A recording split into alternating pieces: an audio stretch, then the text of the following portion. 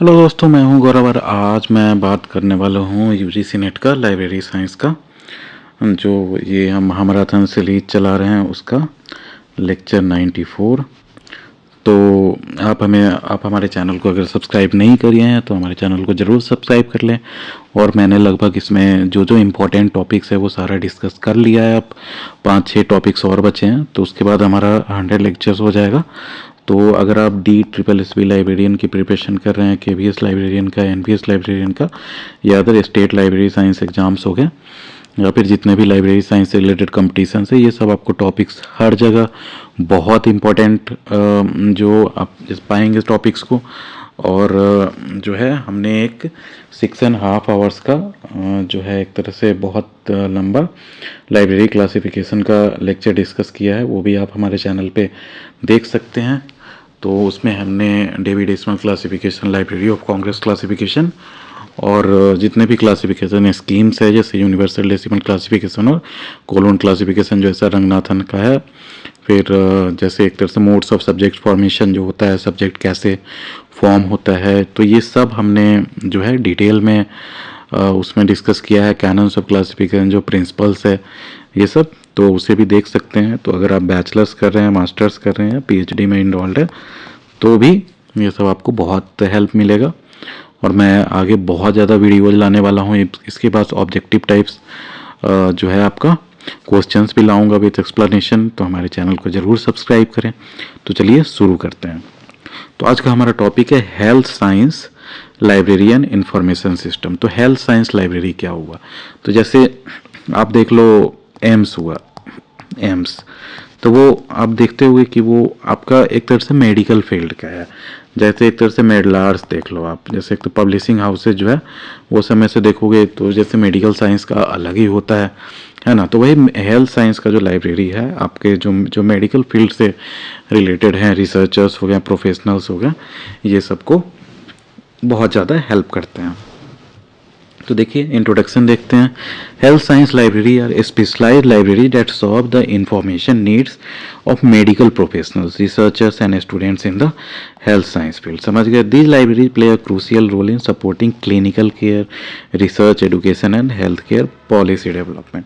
देखो health care library इसलिए भी बहुत ज़्यादा इंपॉर्टेंट हो जाता है ना कि अब अगर आप मेडिकल कॉलेजेस में जाओगे तो उनके जब बुक्स के प्राइसेस देखोगे ना वो बहुत ज़्यादा हाई होता है कि 10-10 हज़ार का एक बुक आ रहा है। फॉरेन राइटर का है तो और भी महंगा बुक्स आ सकता है, तो वो हर कोई स्टूडेंट अफोर्ड नहीं कर सकता है। तो मेडिकल लाइब्रेरी बहुत इंपॉर्टेंट बन जाता है। और देखो मेडिकल सेक्टर में भी कितना ज़्यादा एडवांसमेंट्स होते जा रहा है। जैसे अभी जैसे कोरोना ही आया था, तो कोरोना के समय आप देखे होंगे कि mRNA वैक्सीन वगैरह के बारे में सुने होंगे। तो ये सब जो फील्ड हुआ ये सब देख रहे हो कि हर किसी को अफेक्ट करता है ना। तो इसलिए भी आपका जो मेडिकल साइंस का जो लाइब्रेरी है वो बहुत ज़्यादा अच्छा एडवांस होना चाहिए और अप टू डेट होना चाहिए कि उसमें जो जितने भी मैगजीन्स नए नए छप रहे हैं एक तरह मेडिकल साइंस के, वो सब आपको अवेलेबल होना चाहिए। तो चलिए देखते हैं हिस्टोरिकल बैकग्राउंड। तो एंशिएंट पीरियड, मिडाइवल पीरियड और मॉडर्न पीरियड का भी मैंने इसमें इंक्लूड किया है कि आपको आइडिया लगे कि कैसे कैसे हम लोग यहाँ तक पहुँचे हैं। जैसे आप देखोगे कि मतलब एंशिएंट मतलब इंडिया में आप सुने होंगे जैसे नालंदा यूनिवर्सिटी का लाइब्रेरी था, है ना। नालंदा यूनिवर्सिटी का लाइब्रेरी ये बिहार में था। इसमें कहा जाता है कि लगभग सारे जो है जैसे पढ़ाई होते थे एक तरह से एस्ट्रोनॉमी से लेके आपका एक तरह से आयुर्वेदा वगैरह कह सकते हैं, फिर और भी जैसे फिलॉसफी हो गया, ये सब अब हो सकता है कि सेम नेम से उस समय नहीं जाना हो, मतलब जाना जाता हो। जैसे फिलॉसफी हुआ तो फिलॉसफी को मतलब जैसे मतलब अर्थशास्त्र हो गया, इकोनॉमिक्स, दर्शन शास्त्र हो गया, फिलॉसफी। तो कोई ज़रूरी नहीं है कि सेम नेम से सेम चीज़ पढ़ाया जा रहा हो। मतलब कितने बार देखोगे कि जैसे ज्योग्राफी है तो ज्योग्राफी तो जैसे पहले जो सब्जेक्ट भी नहीं हुआ करता था, है ना। तो वो जैसे जैसे और ज़्यादा सब्जेक्ट्स में कंटेंट बढ़ते जाते हैं वैसे वैसे जो है सब्जेक्ट्स भी आपका डिवाइड कर दिया जाता है ना।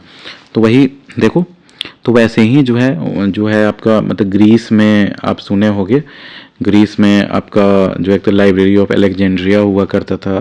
समझ गए? देखिए ancient period, the history of health science libraries can be traced back to ancient civilization such as Greece and Egypt. The library of Alexandria for example housed medical text by Hippocrates and other मतलब physicians. समझ गया? तो ये आप याद कर लेना, library of Alexandria जो है ये वहीं से नामी है।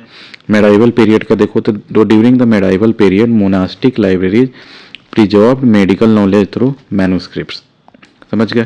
तो मैन्युस्क्रिप्ट्स आपको अगर नहीं पता है तो बहुत देखोगे कि आप अगर पहाड़ों पे जाओगे तो एक टाइम बाद जो है पेड़ ख़त्म हो जाते हैं। ऑलमोस्ट 3500 से लगभग 3600 मीटर के ऊंचाई पे पेड़ ख़त्म हो जाते हैं। और वहाँ पे लास्ट जो पेड़ आपको मिलेगा वो भोजपत्र का भी पेड़ मतलब उसी एरिया में मिलता है, भोजपत्र का। तो इसका पेड़ देखोगे तो ऐसे मान लो कि ये पेड़ है, तो इसका जो बार्क जो होता है, छाल, तो ये आप निकालोगे ना तो ये पेपर जैसा निकलता है जिस पे पुराने ज़माने में लिखा भी जाता था। तो मतलब इंडिया में भी देखोगे तो मैन्युस्क्रिप्ट्स वगैरह जो हो गए, एक तो भोजपत्र पे लिखे जाते थे, और भी जैसे टेक्नोलॉजी जैसे जैसे जब बढ़ती गई वैसे वैसे जो है एक तरह से इसका भी लिखने का भी स्टाइल्स चेंज होता गया। एक टाइम पे था कि आपको वर्बली ही जो एक तरह से जैसे मंत्रोच्चारण के विधि से जो है ट्रांसफ़र किया जाता था फ्रॉम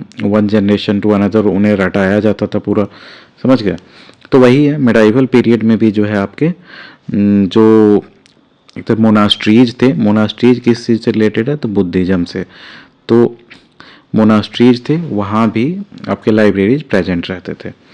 समझ गए? अब देखो मॉडर्न पीरियड में the establishment of health science libraries as we know them today began in the 19th century with institutions like National Library of Medicine in the USA founded in 1836। तो ये date आप याद कर लेना, जो year जो है 1836 में जो है नेशनल लाइब्रेरी ऑफ मेडिसिन जो है आपका यूएसए में फाउंड किया गया था। समझ गए? ये बहुत इंपॉर्टेंट है क्योंकि जब क्रोनोलॉजिकली बहुत बार आ जाता है ना सजाने के लिए। अगर मान लो कि जो है इंडियन नेशनल लाइब्रेरी हो गया या फिर एक तरह नेशनल लाइब्रेरी ऑफ इंडिया, और एक जगह दिया है कि national library of medicine in the USA, तो आपको एटलीस्ट बेसिक आइडिया होना चाहिए कि कौन पहले फाउंड हुआ कौन बाद में फाउंड हुआ। अब देखो फंक्शंस ऑफ स्पेशल लाइब्रेरी, तो स्पेशल लाइब्रेरी के क्या क्या फंक्शंस है तो जैसे पहले आप समझ सकते हैं इंफॉर्मेशन एक्सेस एंड रिट्रीवल, की आपको जो है इंफॉर्मेशन एक्सेस मिल सके, जितने भी नए नए रिसर्च हो रहे हैं, नए नए मैगजीन्स में टेक्नोलॉजी डेवलप हो रही है मेडिकल साइंस में, फिर जितने भी है जैसे सर्जरी हो गई, जैसे रोबोटिक्स इन मेडिसिन हो गया, तो ये सब का आपको आइडिया लगते रहना चाहिए। मान लो कि डायबिटीज़ का कोई मेडिसिन है तो मतलब डायबिटीज़ का भी कोई इलाज नहीं है, और जैसे मतलब चीन से एक न्यूज़ आई थी कि वहाँ पे एक मेडिसिन का आविष्कार हुआ है जिससे रेगुलर लेने से डायबिटीज़ आपका कुछ महीनों में ख़त्म हो जाता है। तो उसका आपको जो है मतलब एटलीस्ट आइडिया लगना चाहिए, है ना, डॉक्टर्स को, कि मतलब क्या पता वो बहुत ज़्यादा कारगर हो उसका। फिर अगर मतलब डॉक्टर को उसका बेसिक आइडिया ही नहीं लगे कि ऐसी भी मेडिसिन और टेक्नोलॉजी एग्जिस्ट करती है, तो उसके बाद वो जो है मतलब किसी को एक तरह से मतलब सजेस्ट ही नहीं करेंगे, है ना। तो देखो providing access to medical journals, books, databases and electronic resources, facilitating the retrieval of information through cataloging and indexing। तो वही है, तो उनके पास जो है आपका जो है जैसे मतलब ऑनलाइन कैटलॉग्स वगैरह हो गया, तो ये सब होना चाहिए प्रेजेंट की वो जो है आपका इंफॉर्मेशन एक्सेस कर पाएँ। अब देखो सपोर्ट फॉर रिसर्च, तो ऑब्वियस ही बात है अगर आप पीएचडी कर रहे हो या फिर रिसर्चर हो तो आपको मतलब रिसर्च में सपोर्ट के लिए जो है ये सब चाहिए होगा।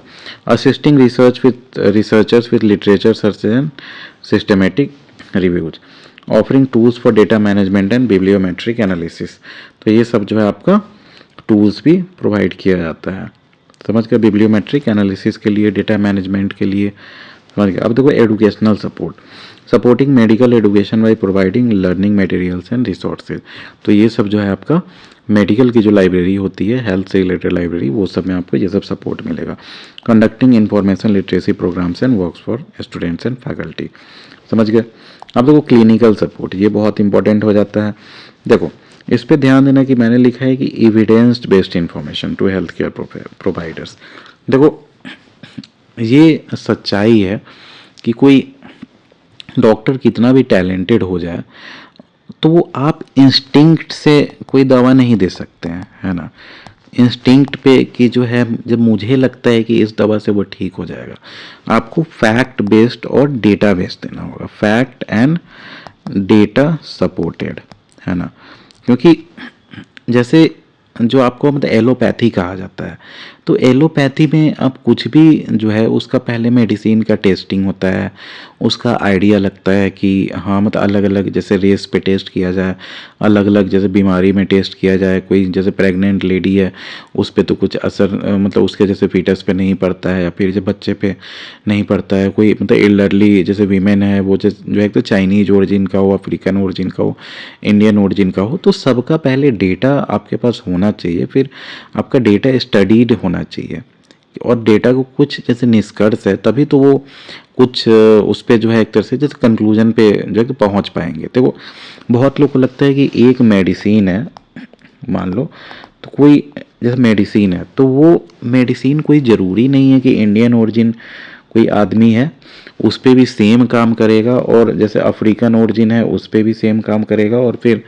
जैसे जैसे एक तरह से जैसे मतलब वाइट रेस का पीपल है, जैसे मतलब यूरोपियंस हो गए उस पर भी सेम काम करेगा। क्यों? क्योंकि सबके जीन्स में जीन्स जो है वो अलग अलग रहता है, और जो भी मेडिसिन है वो सेम जिस तरीके से जो है हर एक जो मतलब जीन्स हो गया सब पे काम नहीं करता है। तो इसलिए आपको जो टेस्टिंग जो है वो मास लेवल पे करना पड़ता है, अच्छे से करना पड़ता है, उसका डेटा जो है आपको शेयर करना पड़ता है, और उसके बाद ही जो है डॉक्टर जो है कंक्लूजन पे पहुंच पाते हैं कि ये दवा जो है आपको फ़ायदा करेगा या नहीं करेगा, है ना। तो वही कहते हैं, तो ये आपका एविडेंस बेस्ड इंफॉर्मेशन जो है हेल्थ केयर वर्कर्स को, आप अगर अच्छा लाइब्रेरी और डेटा बेस्ड लाइब्रेरी आप डेटा बेस वाला नहीं रखोगे तो उन तक पहुंच भी नहीं पाएगा। तो वो बस ऐसे ही जो है आप जैसे समझ सकते हैं कि जैसे फूड जैसा इंडिया में दवा जो कि बांटा जाता है, तो इसी कारण से बांटा जा रहा है क्योंकि लोग जो स्पेसिफिक मेडिसिन, रिक्वायर्ड मेडिसिन जो एग्जैक्ट होना चाहिए हर किसी के लिए, वो बहुत बार नहीं मिल पाता है। देखो, offering point of care resources to assist in clinical decision making, जो मैं समझा रहा था, समझ गया। अब देखो components of health science library, तो हेल्थ साइंस जो लाइब्रेरीज है उसके क्या क्या कंपोनेंट्स आ जाते हैं उसमें। तो कलेक्शंस तो आप समझ गए, सबसे पहले तो जैसे बुक्स और जितने भी डॉक्यूमेंट्स हो गए, जैसे मतलब जर्नल्स हो गया, मैगजीन्स हो गया। अब जैसे मल्टीमीडिया रिसोर्स हो गया, मल्टीमीडिया रिसोर्स है, पहले जैसे बुक्स ही होते थे लेकिन अब देखोगे तो मल्टीमीडिया रिसोर्सेज में क्या आ गया, जैसे आपका ऑडियो, ऑडियो में क्या जैसे समझ सकते हैं कि ऑडियो में कोई जब किसी का भाषण है, जैसे बड़े मतलब डॉक्टर का या साइंटिस्ट का, तो वो ऑडियो रिसोर्स है अगर आपके पास, वीडियो है ना, आर्टिफिशियल रियलिटी, वर्चुअल रियलिटी, तो ये सब, या फिर इमेज हो गया, तो ये सारे जो हैं किसी भी फॉर्म में आपका रह सकता है कलेक्शंस, वो सारे कलेक्शन के अंदर ही आते हैं।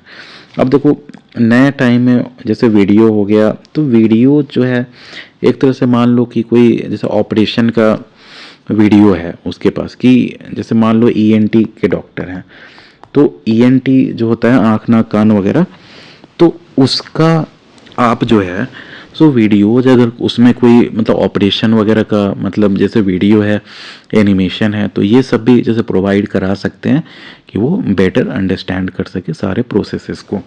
देखो कलेक्शन तो, और it depends on the libraries also, कि आपका जो है लाइब्रेरियन वो कितना जागरूक है ये सब चीज़ में, कि उतना कलेक्शन जो है वो आपको ला के भी मतलब देता रहे।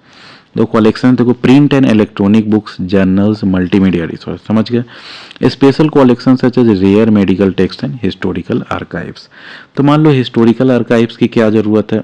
अब देखो जैसे मान लो कि अभी कोरोना आया था, कोरोना आया था जो एक तरह से मेडिसिन जो था, जो एक तरह से चाइना से वुहान वायरस आप कह सकते हैं, तो वो कोरोना के समय हम लोग एक इसलिए भी सही से थोड़ा और जागरूक टाइप स्टेप ले पाए क्योंकि सेम चीज़ जो है ना 1915 के आसपास जो है आपका स्पेनिश फ्लू आया था पूरे वर्ल्ड में, स्पेनिश फ्लू। और वो स्पेनिश फ्लू जो है आप जान के आश्चर्य करेंगे कि 50% जो लोग मरे थे पूरे वर्ल्ड में, उसमें से 50% इंडियंस ही थे, है ना। तो एक एस्टिमेट कहता है कि 2.5 करोड़ पीपल मरे थे स्पेनिश फ्लू से। तो स्पेनिश फ्लू हम लोग एक बार झेल चुके थे। तो हिस्टोरिकल आर्काइव्स जो आपके अंदर है, आपके पास स्टोर किया हुआ है, तो उससे भी आप सीख सकते हैं, उससे एक सजेशन ले सकते हैं कि अच्छा उस समय जो है क्या मतलब कैसे कैसे हैंडल किया गया था, कैसे कैसे एक तरह से जैसे प्रिकॉशंस लिया गया था, जैसे N95 मास्क वगैरह हो गया। तो उस समय भी कहा जा रहा था कि एयरबॉर्न फ्लू है ये, आप नाक ढक के चले ये सब। तो आपका हिस्टोरिकल आर्काइव्स भी जो रहता है ना, जैसे मान लो कि एक और मैं एग्जाम्पल दूंगा आपको, एक जैसे चिकन पॉक्स आप सुने होंगे या हुआ भी होगा बहुत लोगों को बचपन में, तो चिकन पॉक्स है। तो इसी टाइप का स्मॉल पॉक्स हुआ करता था। तो स्मॉल पॉक्स को इरेडिकेट कर दिया गया पूरे वर्ल्ड से। वो बहुत साल हो चुके हैं, स्मॉल पॉक्स पूरे वर्ल्ड से ख़त्म हुए। बहुत गंदा होता था। आप कभी स्मॉल पॉक्स का अगर कोई इमेज देख लो, आप बहुत घिन आएगी देख के। तो अब स्मॉल पॉक्स ख़त्म हो गया, तो अब भगवान न करे ऐसा, लेकिन अगर फ्यूचर में कहीं एक ऐसा मिलता है स्मॉल पॉक्स का मरीज जो एक तरह से म्यूटेट कर गया है वायरस, तो आप सोच रहे हो कितना वो उसे ख़त्म करना कितना इम्पोर्टेंट हो जाएगा उस वायरस को और उसका स्प्रेड रोकना। तो अब इसके लिए मतलब क्या करना पड़ेगा, अगर मान लो कि 1-2 जनरेशन 3 जनरेशन 4 जनरेशन तक किसी को नहीं होता है स्मॉल पॉक्स, तो लोग भूल भी तो जाएंगे कि हम जो है एक तरह से क्या ट्रीटमेंट करते थे, कैसे ट्रीटमेंट करते थे, क्या क्या प्रिकॉशंस उसमें जो एक तरह से लेते थे। तो ये सब के लिए आपको हिस्टोरिकल आर्काइव से आप इंस्पिरेशन ले सकते हैं। समझ गए। अब देखो फैसिलिटीज़, तो क्या क्या आपके जो है हेल्थ साइंस लाइब्रेरी में फैसिलिटीज़ होने चाहिए। तो रीडिंग रूम होना चाहिए जहाँ पे जो है अकेले भी जैसे बैठ के लोग जैसे पढ़ाई कर सकें, और कुछ डिबेट टाइप, डिबेट नहीं कह सकते, कुछ अगर 4-5 लोग को बैठ के कुछ डिस्कस करना है तो वो डिस्कस कर सकते हैं एक साथ। कंप्यूटर लैब्स होने चाहिए वहाँ, स्टडी एरियाज होने चाहिए, स्पेशलाइज एरिया पर ग्रुप स्टडी एंड कोलैबोरेशन जो मैं बात कर रहा था। अब देखो स्टाफ हो गए, थर्ड जो मतलब कंपोनेंट हो गए हेल्थ साइंस लाइब्रेरी के, तो librarians with expertise in health sciences. तो हेल्थ साइंसेज में एक्सपर्टीज है किसी लाइब्रेरियन का, तो वो ज़्यादा बेटर माना जाएगा। अब देखो information specialist, archivist and support staff, ये सब हो गए।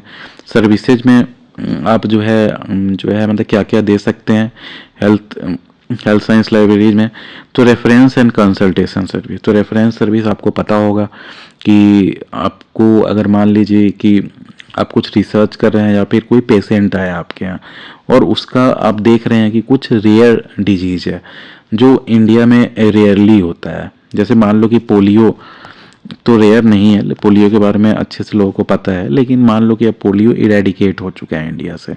अब फ्यूचर में अगर मान लो कि 30 साल 40 साल बाद जो है पोलियो किसी को होता है, तो या फिर कुछ और ही मान लो, जैसे पोलियो का मान लो, जैसे स्मॉल पॉक्स का मैं बता रहा था, तो स्मॉल पॉक्स जैसा ही कुछ बीमारी अगर दूसरा होता है, तो अब स्टूडेंट को तो कुछ भी नहीं पता है, या फिर जैसे मेडिकल प्रोफेशनल को, तो वो जो है उस चीज़ से रिलेटेड जो है रेफरेंस लाइब्रेरी या फिर रेफरेंस सेक्शन अगर आपके लाइब्रेरी में ही है तो वहाँ पे वो पूछ सकता है। तो वहाँ पे आपके रेफरेंस जो एक सेंटर्स हो गए या फिर रेफरेंस सेंटर, वहाँ पे वो और ज़्यादा डेटाबेसेज में और दूसरे जो उनसे एक तरह से कनेक्टेड होंगे डेटाबेसेज, उनसे भी वो पूछ के जो है अच्छा कर सकता है। समझ गए। अब देखो inter library loan and document delivery, समझ गए। अब देखो ट्रेनिंग प्रोग्राम्स एंड वर्कशॉप, तो ये सब आपको सर्विसेज प्रोवाइड करना पड़ेगा। अब देखो inter library loan and document delivery क्यों इंपॉर्टेंट हो जाता है कि अब जैसा मैं बता रहा था कि वो मेडिकल साइंस के जो बुक्स और जो भी आपके जैसे डॉक्यूमेंट्स हो गए ये बहुत कॉस्टली आते हैं। कभी कभी मतलब 8-8 10-10 हज़ार का एक बुक आता है। तो वो जो है इट्स नॉट पॉसिबल कि वो सारे बुक्स एक ही लाइब्रेरी में हो, है ना। या फिर आप सोचो कि अगर कोई ऐसा बीमारी है जो मतलब आपके यहाँ इलाज नहीं होता है उसका, और जबकि आपके यहाँ कोई वैसा पेशेंट आ जाता है, तो उसको आप जो है अगर अच्छे से कोई मतलब समझदार डॉक्टर है तो हो सकता है कि उस पर टाइम स्पेंड करे अच्छा खासा, या फिर जो है रिसर्च पर्पसेज के लिए भी वो और ज़्यादा स्टडी करना चाहे उसमें, तो लेकिन उसको अपने लाइब्रेरी में वो बुक नहीं मिलती है, तो वो इंटर लाइब्रेरी लोन के थ्रू जो है दूसरे लाइब्रेरी से with the help of librarian मंगा सकता है वो। समझ गए। ट्रेनिंग प्रोग्राम्स एंड वर्कशॉप आप ऑर्गेनाइज करा सकते हो। अब देखो types of health science library.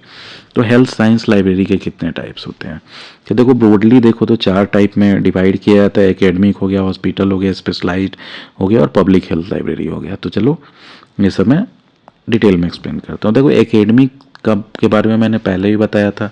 Academic library क्या होता था, जो स्कूल का लाइब्रेरी होता था, कॉलेज का लाइब्रेरी होता था या यूनिवर्सिटी का लाइब्रेरी, मतलब जहाँ पे आप पढ़ाई कर रहे हो वो एकेडमिक लाइब्रेरी हुआ। तो यहाँ तो देख लो, तो वही associated with medical schools and universities, समझ गया। तो एक इसमें और क्या होता है, तो teaching, research and clinical practice तीनों हो सकता है। हॉस्पिटल लाइब्रेरी जैसे एम्स हो गया दिल्ली में, तो एम्स के भी लाइब्रेरियन का आप देखते हो कि वैकेंसी आता है बहुत बार लाइब्रेरियन, तो वो आपका क्या होगा, तो हॉस्पिटल लाइब्रेरी में आप जाओगे।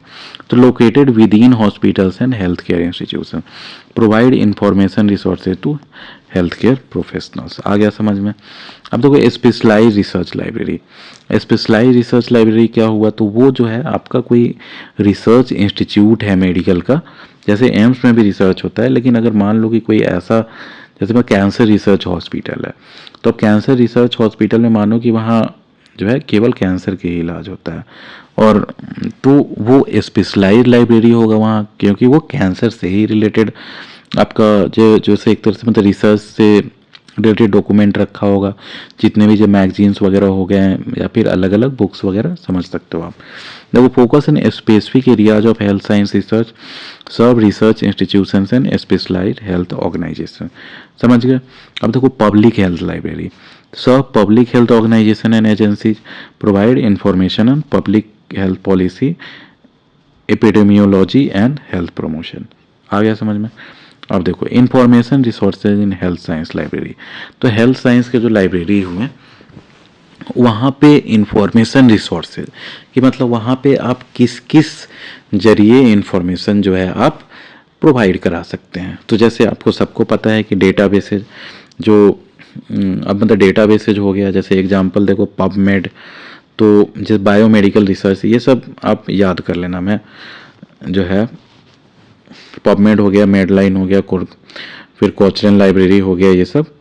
और जैसे जर्नल्स वगैरह का नाम, जैसे मैंने कुछ कुछ नाम लिख दिया है, ये सब इम्पॉर्टेंट है बहुत, जो पूछे जाते हैं बहुत बार। मैच द फॉलोइंग में आ जाता है, तो उसमें आपको जब मैच करना पड़ेगा कि ये जो है टर्म किस चीज़ से रिलेटेड है, तो वो एक तरह से हेल्थ साइंस लाइब्रेरी से रिलेटेड होगा। पबमेड हो गया, मेडलाइन हो गया, कोचरन लाइब्रेरी हो गया, ये सब। तो देखो डेटाबेस, तो डेटाबेस मैंने पहले भी बताया है कि वहाँ पे जो आपका स्कॉलरली आर्टिकल्स और अदर टाइप ऑफ डेटा जो है रिलेटेड टू, जैसे एक मेडिकल साइंस जो हो गया आपका हेल्थ साइंस लाइब्रेरीज में स्टोर हो सकता है।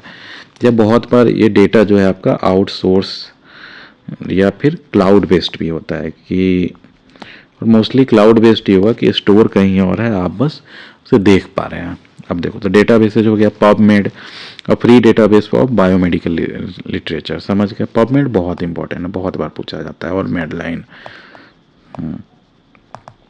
तो पबमेड, तो ये आपको सुन के भी ऐसे कॉमन सेंस से भी बता सकते हैं। पबमेड क्या हो गया, ये पब्लिकेशन, और एमेड से मेडिकल, तो वही मेडिकल पब्लिकेशन से रिलेटेड होगा, तो पबमेड उसका नाम है, समझ गया। अब देखो तो PubMed a free database of biomedical literature. Medline क्या है, तो a comprehensive index of medical journals, समझ गए। तो मेडिकल जर्नल्स जो होंगे आपके जितने भी पब्लिश होते हैं वर्ल्ड वाइड, तो उसका एक कॉम्प्रिहेंसिव इंडेक्सिंग किया हुआ है मेडलाइन, समझ गए। ये कॉम्प्रिहेंसिव इंडेक्स है, ध्यान रखना, मेडिकल जर्नल्स का। और ये जो है आपका पबमेड जो है वो डेटाबेस है, समझ गए। अब देखो कोचरन लाइब्रेरी जो है a collection of evidence based medical review, ये भी इंपॉर्टेंट है, याद कर लो।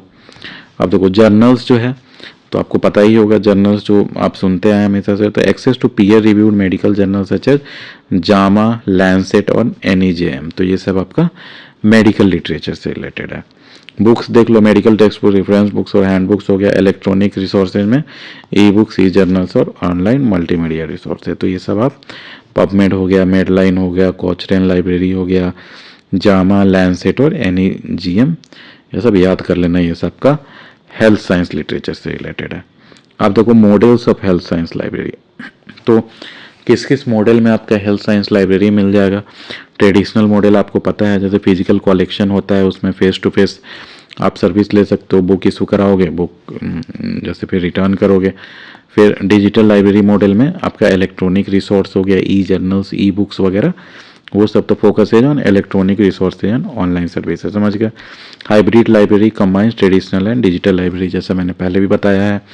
Evaluation of health science library, तो आप कैसे इवेल्युएट करोगे कि आपका जो लाइब्रेरी है वो आपका सही चल रहा है हेल्थ साइंस का, क्योंकि आप अपने जानते तो मतलब सही ही चला रहे होगे लाइब्रेरी को, अगर हेल्थ जो है हेल्थ साइंस वाले रिलेटेड में है तो। लेकिन इसके जो आपका जो कहते हैं ना कि फैक्ट बेस्ड और डेटा बेस्ड है ना, वो करना पड़ेगा। तो evaluation of health science library में देखो तो usage statistics, tracking the use of resources and services, समझ गए। यूजर सेटिस्फैक्शन सर्विस, तो gathering feedback from library users, तो आप उनका जो भी आपके यूजर्स हैं उनका फीडबैक ले सकते हैं। अब देखो इम्पैक्ट। और ये यूजेज स्टैटिस्टिक्स क्या हो गया, देखो यूजेज स्टैटिस्टिक्स ये हो गया कि मान लो कि कोई बुक है, वो बुक जो है सो आप अगर देख रहे हो कि नवंबर और दिसंबर में वो बहुत ज़्यादा इशू हो रहा है वो बुक, क्योंकि उस समय टर्म एंड एग्ज़ाम्स रहते हैं आपके, टर्म एंड एग्ज़ाम्स।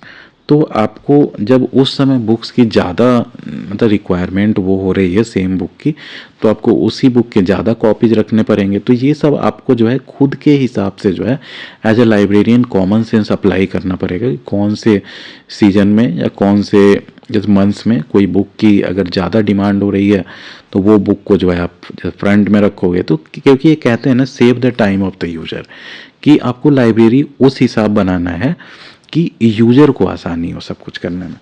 अब देखो इम्पैक्ट असेसमेंट, तो आप जो है लाइब्रेरी सर्विस दे रहे हो और जितना भी मतलब एडुकेशन रिसर्च ये सब पे क्या इम्पैक्ट हो रहा है वो भी आपको ध्यान देना पड़ेगा, समझ गए।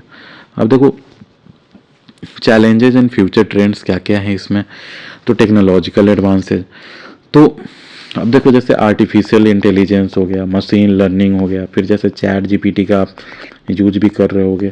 तो चैट जीपीटी क्या है, ये लार्ज लैंग्वेज मॉडल है ना, लार्ज लैंग्वेज मॉडल। अब देख रहे होगे कि लोग जो है चैट जीपीटी से पूछने भी लगे हैं एक तरह से मेडिसिन्स वगैरह के बारे में, है ना। तो ये सब फ्यूचर चैलेंजेस हैं जिससे आपको ध्यान रखना पड़ेगा कि वो सब चीज़ को आप पॉजिटिवली कैसे यूज कर पाएँ, ये सब को जो है पॉजिटिवली एंड इफेक्टिवली, कि आप लाइब्रेरी में जो है कैसे यूज कर सकते हैं नए नए जो टेक्नोलॉजी इमर्जिंग टेक्नोलॉजीज वो हो रही है वो सबको। जैसे मान लो कि आर्टिफिशियल रियलिटी है और वर्चुअल रियलिटी है, तो एआर और वीआर को जो है मेडिकल साइंस में यूज किया जा सकता है बहुत अच्छे से, है ना। आर्टिफिशियल रियलिटी मान लो कि कुछ भी, और जैसे वर्चुअल रियलिटी हो गया कि आप वर्चुअली जो है आप मतलब सिखा सकते हैं, जैसे एक तरह से पायलट ट्रेनिंग होता है, तो वैसे ही एक तरह से मेडिसिन जब मेडिकल फील्ड में जो है क्यों नहीं ये सब आर्टिफिशियल रियलिटी मेडिकल और जैसे एक तरह से वर्चुअल रियलिटी ये सब टेक्नोलॉजीज को बहुत अच्छे तरीके से अगर यूज करके जो है डेड बॉडी की जगह आप ये सब चीज़ को यूज करके आप बहुत ज़्यादा स्टूडेंट्स को एक बार में जब पढ़ा सकते हैं, है ना। क्या देखो, तो integrating new technology such as artificial intelligence and machine learning, open access movement. तो ओपन एक्सेस मूवमेंट क्या होता है, देखो बहुत लोग का मानना है और ये सत्य भी है कि साइंस इज फॉर एवरीवन, है ना, is for everyone and should be free, है ना, कि कहीं भी कोई रिसर्च हो रहा है तो वो सबको जो है मतलब रिसर्च एक तरह से मिलना चाहिए कि वो रिसर्च और आगे बढ़ सके, समझ गया। तो वो ओपन एक्सेस मूवमेंट होता है। लेकिन होता क्या है, तो आप देखो तो कोई भी रिसर्च होता है तो उसको पेटेंट करा दिया जाता है, या फिर आप देखोगे कि कोई जब मैगजीन भी है तो उसका कोई कभी कभी देखोगे कि जब मैगजीन जो है उसका बहुत ज़्यादा कॉस्ट रहता है, या फिर एक आर्टिकल भी आप ऑनलाइन पढ़ना चाहोगे उस मैगजीन में तो मोर देन मान लो $100 आपको पे करना पड़ रहा है। तो समझ रहे हो कि वो आपको ओपन एक्सेस मूवमेंट के अगेंस्ट हुआ वो। तो promoting free access to medical literature, समझ गए। Data management, providing support for data curation and sharing. अब देखो फ्यूचर में जो है, जैसे मैं एक एग्जांपल बताऊंगा कि जैसे एक्सरे होता है, एक्सरे फिल्म आप देखे होंगे कि किसी का भी पैर टूट गया, हाथ टूट गया या कुछ भी, जैसे कहीं भी जो बोन का एक्सरे लिया आता है, तो इस पे आप देखे होंगे कि बहुत बार जो आपका जो ब्रेकेज होता है वो हेयर लाइन फ्रैक्चर होता है। हेयर लाइन फ्रैक्चर की बहुत बार उसको जो है आपको डिटेक्ट भी नहीं कर पाते हैं मतलब डॉक्टर्स, और उसी को आगे छोड़ देते हैं जो मतलब आगे चल के हो सकता है कि आपको दिक्कत करे। या फिर मतलब कैंसर सेल्स हो गए, तो कैंसर सेल्स को भी मतलब डिटेक्ट करना इतना ईजी नहीं है।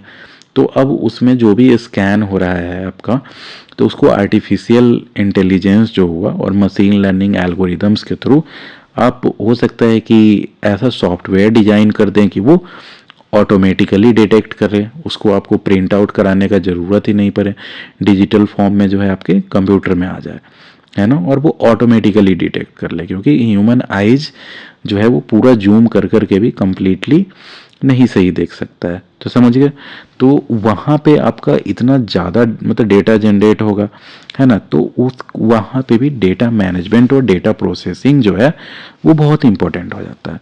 अब देखो लोग, global health initiatives, collaborating on international health information projects. समझ गए कि एज एन इंस्टीट्यूशन आप जो है इंटरनेशनल हेल्थ इंफॉर्मेशन प्रोजेक्ट्स में कोलैबोरेट कर सकते हैं जिससे सबको फ़ायदा हो। अब देखो इम्पोर्टेंट, मैं एक एग्जांपल दूंगा, जैसे पोलियो है। पोलियो आप जैसे बचपन में देखे होंगे कितना ज़्यादा ऐड आता था, 2 बूंद जिंदगी की, हर जगह बस स्टैंड से लेके हर जगह पोलियो का खुराक मुझे खिलाया जाता था। तो वो क्या था, एक WHO का भी उसमें बहुत योगदान रहा है इंडिया में जब पोलियो ख़त्म करने के लिए। तो वही कहा जा रहा है कि आप इंटरनेशनल हेल्थ इंफॉर्मेशन प्रोजेक्ट्स वगैरह में भी पार्टिसिपेट कर सकते हैं। अब देखो इम्पोर्टेंट फैक्ट्स एंड डेट, तो 1836 में जो है आपका establishment of national library of medicine in USA हुआ था।